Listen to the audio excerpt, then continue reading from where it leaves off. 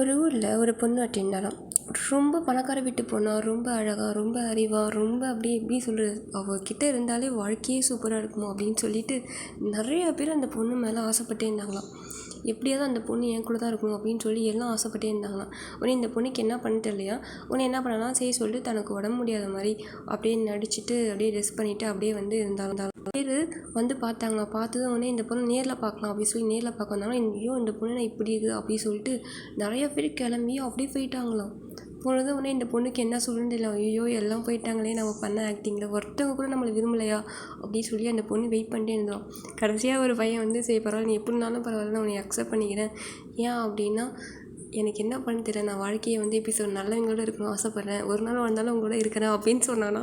அப்போ தான் அந்த பொண்ணு எல்லா மேக்கப்பும் கலைச்சி விட்டு நான் நல்லா தான் இருக்கிறேன், யார் நல்லவங்க கண்டுபிடிக்கிறது தான் அந்த டெஸ்ட்டு அப்படின்னு சொல்லி அந்த பையனையும் மேரேஜ் பண்ணிவிட்டு ரொம்ப ஹாப்பியாக இருந்தாங்களாம். ஸோ அப்போ லைஃப்பில் ரொம்ப இன்ட்ரெஸ்டிங்கானவங்க யாராவது வந்தாங்கன்னா எப்போதும் நம்மளால் முடிவெடுக்கவே முடியாதான். இது மாதிரியான யூஸ் பண்ணி கூட வின் பண்ணிக்கலாம். பட் ஆனால் இது மாதிரி யூஸ் பண்ணாமல் பொறுத்திருந்தே பிடிச்சவங்களே செலக்ட் பண்ணிக்கோங்க.